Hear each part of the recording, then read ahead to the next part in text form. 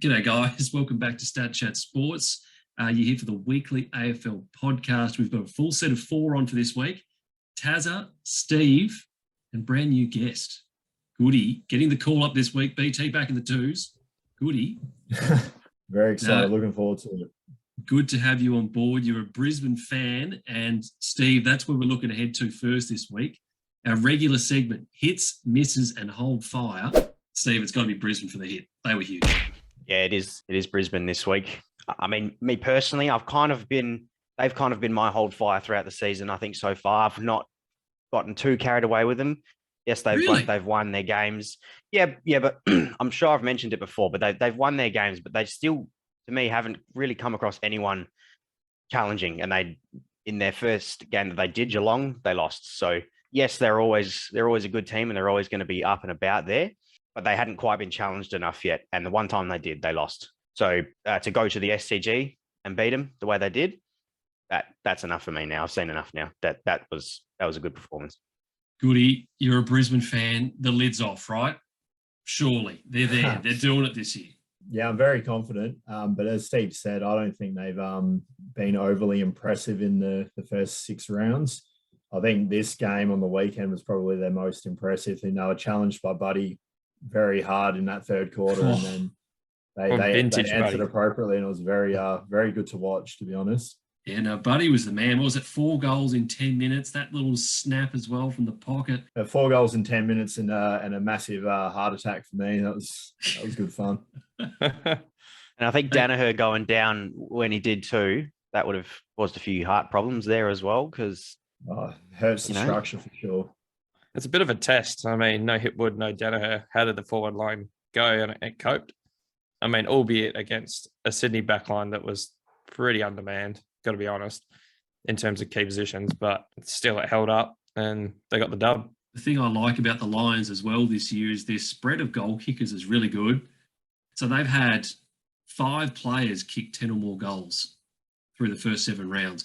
No other team has more than 3. So I think they've got a really good mix of not just the forwards getting it done, but Goody, the midfielders are kicking goals as well. Yeah, it's good. And everyone can chop and change in the midfield.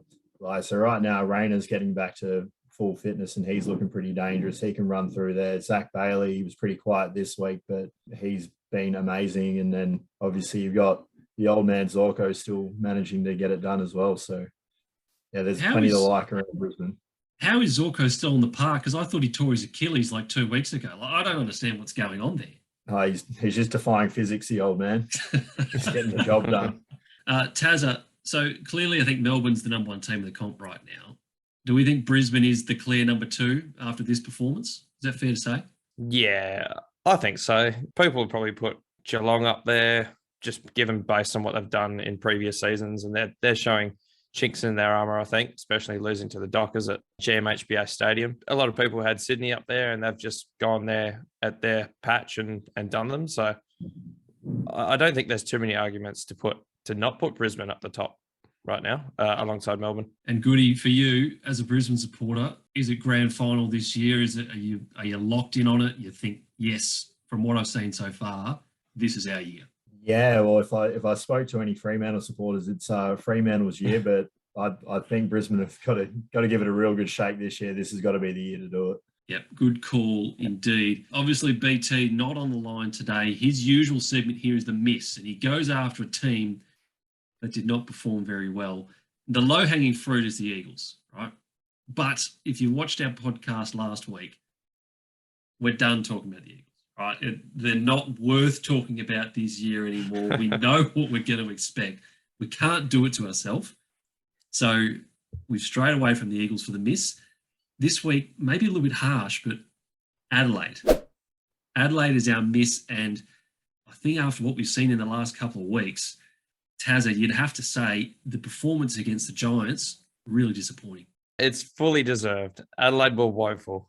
There was 60 points at halftime, I think it was. I don't care what situation you're in. I mean, Adelaide aren't exactly in the middle of an injury crisis. Yeah, they may not have the talent, but to at least be competitive against a Giants team who hasn't exactly set the world alight either, they were terrible. The work out of the middle was real bad for them.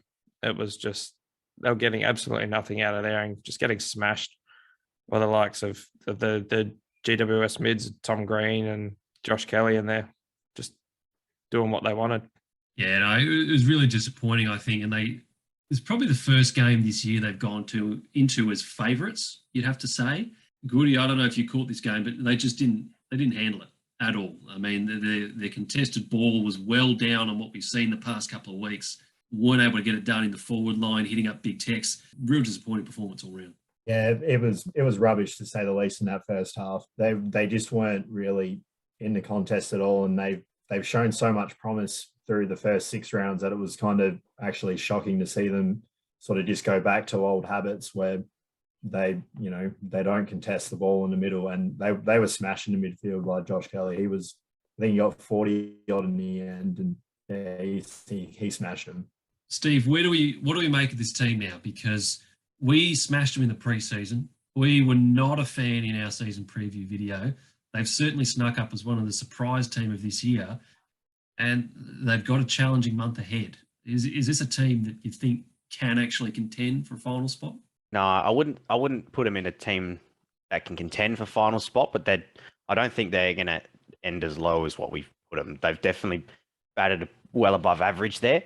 From what they've shown, they've got enough to be able to scrape a few wins, even if it is by like bare margins.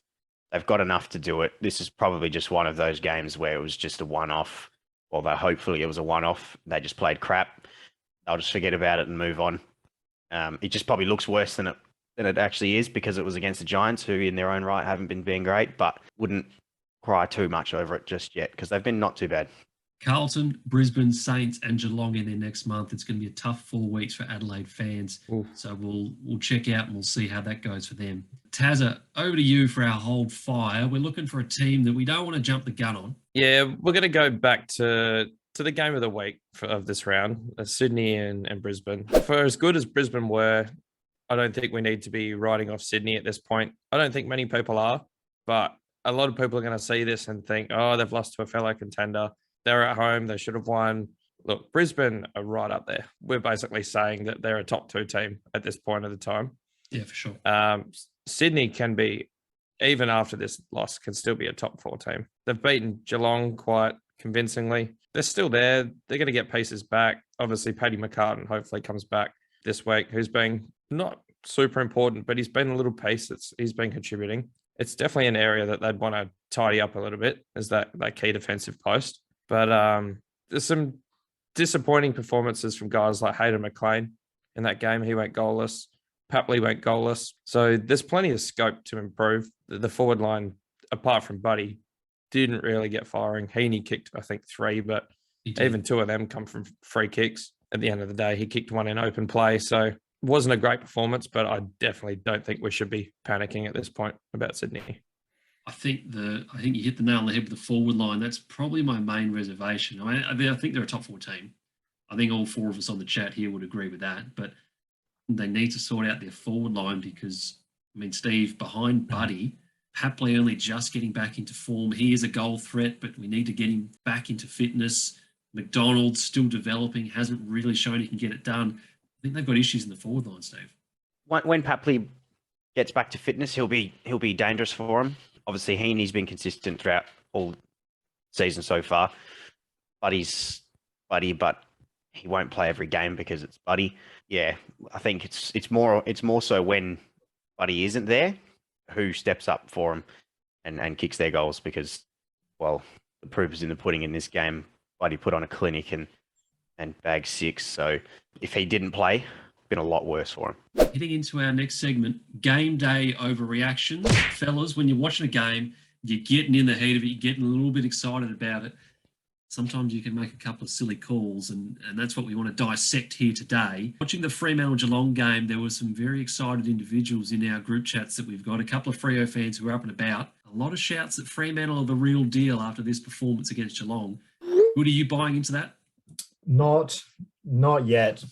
Oh, I don't really rate Geelong either. So really? if that's an overreaction in itself, I don't rate Geelong either. That's an interesting call. Wow. What else do you want to see from Fremantle? A win against Geelong in Geelong, mate. Yeah, well, no, it was impressive because Brisbane haven't done it in, I don't know how many years. 19 years. Yeah, there you go. And they own that ground there at Geelong, so not entirely sold on Fremantle. I think they need to knock off one of the big guys. Steve, what about you? You sold on Freo after that? No, I mean, I'm more sold than I was last week. Jeez. No, I'll put him in as a potential top 4. I think for me, like anyone beating Geelong away is a big thing. So big tick there. Again, it goes back to the same thing. They haven't really played anyone else. Oh no! Yes, they beat Carlton, but I have to say, and then they versus St Kilda, they lost to them as well. So I don't know. There's just not as much conviction for me to be beating these top tier sides in the competition. I know they haven't come across obviously Brisbane, Melbourne, anything like that. That'll be the test. But yeah, from the teams they have played so far, I'm on the edge. I'm on the fence. Taz, I can't believe this. You're tilted. What do you want to see? I mean, they've done it with probably 5 of their best 22, without 5 of their best 22 in the team. There's no Darcy, there's no Taberner, there's no Fife, there's no Hayden Young, there's no Heath Chapman. There's 5 guys that walk straight into that team. We can bag Fife all we want, but I mean, you put him. Honestly, I don't see him going straight to that midfield. Put him at half forward, and let him drift in and out. He's a weapon either way. Don't get me wrong, I love Fremantle's midfield, but yeah, for me, their forward line's not as good as people are making it out to be. Yeah, but they won this game without Crab the Tab. Every now and then, but he did not play. But yeah, what are we talking about? I don't rate him at all. He's a spud. Taberner. Yeah. No, he has been in the past, but I think I don't mind him now. I think he's all right. Takes a good mark. He's just going to clean up the goal kicking, I think. But I think he's pivotal. He's pivotal for Freo. Schultz here is their most important forward. He just gets the job done. I like the way he goes about it. I like that. Schultz and Switter, they're both really key. They are key for Fremantle's pressure game up forward, and that's a big part of the reason that they're 6-1. So yeah, look, I'm believing the hype. I'm all about Freo. So I don't think this is an overreaction, but love the debate. Let us know in the comments what you think as well. Freo, real deal or not? We want to hear about it. Second overreaction, Tazza, we're turning attention to your game, Port Adelaide versus St Kilda. Probably one of the worst spectacles of football we saw this weekend. It was terrible up there in Cairns. Now, we love the regional footy. We love going and playing games of football in areas which don't normally get to see footy. But I mean, was this the right call? Should we be playing games in Cairns, particularly this time of year, these conditions? No, not you play games in Cairns all you want, but play them in the Arvo. Why you're playing in Cairns at whatever it was, 7, 8 o'clock over there at night blows my mind. Think about it. Like, it's the humidity is through the roof. It's a bar of soap out there. Why are we playing footy games in that kind of weather? That wasn't the worst game of the week. That was the worst game of the year. Oh, yeah, it was a terrible spectacle. Goody, you watch your boys playing Queensland every week. Surely you know how bad of a spectacle it is, when you're playing those night games in humid conditions. Yeah, it's really bad to watch. Like, the skills aren't there for guys that are professionals that are getting paid top dollar to play the sport. And, they're constantly dropping things, can't kick the ball straight, can't hold on to it. It's not pretty to watch. Steve, here's the big call for you. Do you think that the Saints win this game if they're playing it at Marvel in Melbourne? Yeah, I reckon. I think so. They're just better than Port Adelaide at the moment. Sorry, Taza. I mean, I don't think you would disagree with me, to be honest, but fair enough. They're just better than them at this current point in time. So yeah, that's a win for them if it's not played in Cairns. Yeah, I tend to agree. 4 goals 18 and 5 goals 13. Not what we want to be seeing from an AFL standard game. Poor call from the fixturing department. They need a lift. Last week, fellas, we introduced a brand new segment. It was called the Team Builder. We basically put up a list of players and you had to construct a team with $10. We put the call out to the viewers of the podcast to submit their teams, and we had a Statchat t-shirt on the line for the best team that we saw in the YouTube comments. So just announcing the winner of that competition is one of our regular viewers, Lenza. will be very happy to get the T-shirt. He was very vocal in the comments about wanting the T-shirt. So we're giving you the T-shirt, mate. Your team was made up of Draper, Lockie Neal, Jack Steele, and Simpkin. And he was a big fan of your team, Tazza. So I think you've got to be pretty happy with that. Yeah, I mean, I knew I had the best team, so good on you, Lenza. Cheers for being on my side. Yeah, so Lenza, hit us up on our Facebook page. We'll get your details. We'll get that Statchat T-shirt over to you. Congratulations on that. We'll be doing the segment again next week with a brand new set of players to construct the forward line of your choice. So make sure you keep an eye out on that one. BT is in the twos this week. He's in health and safety protocols, but we're going to be covering this segment anyway. It's BT's game of the week. This week, fellas, BT wanted to turn his attention to two big-name Melbourne clubs, both sitting around the middle of the ladder, and it's a really important game to determine how they're going to go this year. Richmond coming up against Collingwood on Saturday at the G. Steve, this one's going to get a really big crowd, and I think it's going to tell us a lot about where both of these teams are at. Yeah, I think I'll back Richmond here. I mean, both are coming off pretty big wins. Richmond just had a training game on the weekend, so not too much energy exerted there. So they'll probably be in a little bit better shape. Yeah, I think this can be a good turning point for Richmond to sort of build off of the win against the Eagles and start climbing the ladder a little bit. What do you make of these two teams, Goody? What are your thoughts on them? They've been a bit up and down this year. They're sitting just about where I think they should be. Around that 8 to 12 mark, I think they'll both be. Probably more upside to Collingwood at this stage. I think they're trucking along quite nicely.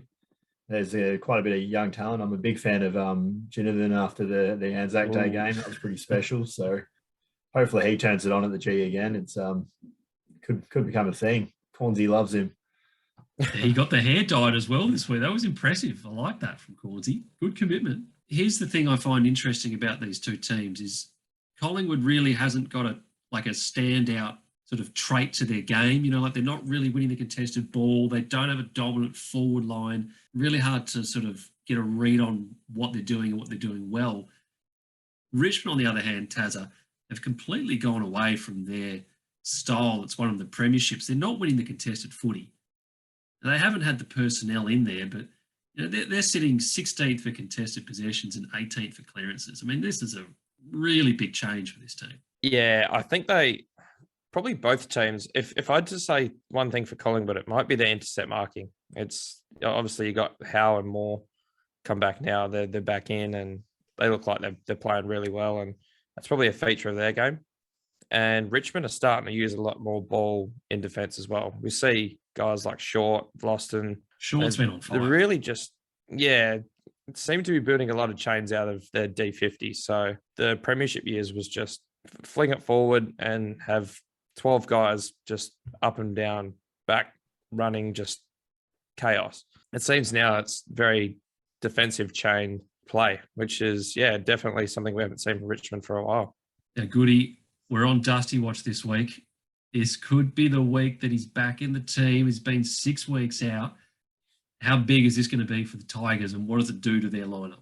Oh, if he's there, it just bolsters everyone up. The mood will be amazing. He's a gun. He's probably one of the greatest players of our generation, at least. So if he's out there, they're up and about. They're excited. If he's there, they win this game. So is that your tip? So are you going with the Tigers if Dusty plays? Yeah, if Dusty plays, then that helps them immensely. I think he actually take a bit of pressure off their midfield as well. He can go in there. Just his presence, I think, his aura around that forward line will make Collingwood nervous. And Tazza, were you going with a tip? So we've got 2 Richmond tips so far. Are you on board with them as well? Yeah, I'm going with Tigers. I think they've got too much. The thing with Collingwood is they're going to be so up and down. From week to week, we don't really know where they're at with all the young talent. So I think Richmond's just got too much experience for them at this point, and they'll get it done. Yeah, make it 4 for Richmond as well. I struggle to see where Collingwood's going to get the goals from. My check's been really good, but still lacking that number 2, and I think that's really important. And until they can sort that out, I couldn't tip them with any sort of confidence against a team that I actually think Richmond's probably on the way up. You know, a nice soft kill against the Eagles is a way to bring them back into form. So, 4 from 4 on Richmond. If you disagree with us, if you're a Collingwood fan and you're watching this video, let us know in the comments. Let us know why we're wrong and why you think the Pies are going to get done on the weekend. Righty, fellas, it's that time. This is our favourite segment here on the show. It's bold predictions time, right? Now, Goody is ready to go, and I'm excited because this is the first time we've had a guest appear on the show and give a bold prediction. So we'll hold you. We'll save it till the end. Steve, you're the man that runs this segment and runs the predictions and judges whether or not they're bold or not. There's been a bit of debate the last couple of weeks, a little bit of murmurings about, whether they're actually bold or not. People questioning your authority. Have you got any words to say on that? As weeks go by, it gets increasingly more difficult to try and outdo yourself. It just seems like week in, week out, it's pick a team to kick a certain amount of goals and a certain player or two to kick a combined amount of goals, and that's where we're at the moment. So, I'm trying to see if we can maybe change up the predictions a little bit. Definitely gained a little bit of controversy between the boys, so which we don't mind. I like it. So, I like it. Yeah, we do like it. We like it. Goody, I don't know if you've seen many of the other previous episodes, but you know where the standard lies, I hope. Yeah, it's big. It's huge. I've got to go big. Yeah. Well, like Josh said, we'll leave it till last then. So Josh, I want to hear yours first, mate. What have you got for me? Okay, well, you might call it tame. You might call it tame because I've seen where you've been going, and you've been saying that things are going up and up and up. So tried to taper it a little bit. With Goody on the show, Brisbane fan, Brisbane's getting a mention here for me for my bold prediction this week. Smoke and Joe, our favourite. With Smoke and Joe out, I think Dan McStay is going to be in for a career best performance. Dan McStay is going to have career highs for goals, disposals, and marks in this game against the West Coast Eagles this weekend. And just for context, his career best in disposals is 21, career best in marks is 11, and career best in goals is 4. So he's going to best all of those in the game against the Eagles this weekend. Yep, I'll allow that from you. Jeez, I didn't think I was getting over that one. Yeah. Look, I think I've got to try and loosen the reins a little bit. Otherwise, every week will just be no, not bold enough. But look, it's good from you. And I hope that doesn't come across the wrong way. But I know sometimes you've been not quite delivering the goods. Hey? No, early days. There was a couple of soft ones there. But you've bounced back in the last couple of weeks. So I've responded to the feedback. So I'll take it. Thanks, Steve. I appreciate it. Yeah. It sounds like you want to move as quickly on from that as possible. So we'll go to Kazza. All right. I'm going to look at the Freo and North game. So, look, Freo look like they're humming. North look like they're just an absolute basket case. The biggest win that Freo have ever registered is 113 points, and that was against GWS in 2013. I think they can give this a nudge. I think we might be looking at a new record for the Dockers here. So 113 is their biggest, 112 is their next biggest, and then it steps down to 97. I think they at least get that third biggest win, but I think they'll give. So I'm saying they'll beat them by 100, but I reckon they can push 113. Yeah, okay. No, that'll be good. That'd be good. That would probably, I know it's North Melbourne, but that'd probably tip the hat slightly towards Dockers being a final contender for me. So yeah, that's pretty bold. I can't remember the last time I've seen the Dockers win a game by that sort of margin. So well, that's the thing. That's got to be bold. They've only ever won 2 by more than 100 points. So just for context as well, I think Richmond was paying 2,000 to 1 to win by 100 points against the Eagles. So geez. Yeah, it's bold. A 100-point win doesn't happen that many times a year. Can I just jump in as well? I've got BT's. Bold prediction from the twos because it's also Fremantle related. Okay. And he also sees one of the guns for Freo going big. We are all AFL fantasy coaches here on the podcast. We are having very differing levels of success. Taz are currently sitting in the frame for a hat in the top 100 at the moment. I'm surprised it hasn't come up yet, but that's okay. He's being very humble. But I'm trying to be modest. Yeah, and we're happy about that. Very happy about that. But BT's going with Andy Brayshaw having a career day, 200 AFL fantasy points. Oh my God, I hope so. Uh-huh. might set him as my VC. I haven't got him, unfortunately, in mine. But yeah, that's pretty big. That's pretty big. I can't remember the last time someone went 200 plus. Yeah, that's what I was going to ask. If you got that stat on you, you're the stats man, Josh. You haven't got that? I'll do my research. I'll put it in the comments below. Is it Nick Rewalt? Okay. Did he do it? I think when he snagged about 10 goals and something like 20 marks or something. So something huge like that. I know if he didn't hit 200, it was 190 something. He got damn close. And that would have been about 10 years ago. There you go. Yeah. That's the last time. That's a hell of a long time. There Okay. I'll spit mine out next and we'll leave Goody to last. Mine's another 100-pointer as well. And it's also on the Lions. They're smacking the Eagles by at least 100. And I wouldn't even, I'll go as far to say the Eagles will be lucky to kick at least a maximum 30 points in the game. So Brisbane are going big. They're going to have an absolute field day, I think. I'm not sure the last time the Eagles scored less than 30 points. We'll look that stat up and put that in the comments as well. Lots of stats coming in the comments, but yeah, they wouldn't have done that for a long time. A long time. I just can't see it happening over there with them. And obviously, the less talked about them, the better. But they're going to the Gabba. It's a hard place to play. They're playing like shit. I've found the last time that they scored less than 30. It was last year. Oh, really? Yeah. Round 16, Very 2021. Cool. It was Sydney defeated West Coast 118-26. That one's gone from my memory. I blanked that one out. No one needs to think about that game again. After that, it was 2001 when they scored 30 points against Carlton. So, yeah, you're going back a fair while. If you blanked that one out, then, yeah, I'm surprised you didn't remember the last one. I'm not surprised, sorry. Do I get a pass from the boys? Well, I'm not one to talk this week because I thought mine was tame, but I think the Eagles losing by 100 points again is not super bold, but less than 30 points. I mean, come on. Yeah, I mean it's reasonably bold. Yeah, if it's happened once in the last 22 years, then I think that's pretty bold. Yeah, fair play. I'll give you a pass. Az has always got my back seat. We do another podcast together. He's got my back. All right. Boys, moment we've been waiting for. Well. I'm going back to Perth as well. Optus Stadium, I believe the Kangaroos love playing at this ground. Fremantle are going to be complacent and they will lose this game. Oh, sheesh. They are going to lose to North Melbourne. And then the pretender flag's going to come back up for Fremantle. Oh, wow. That is bold.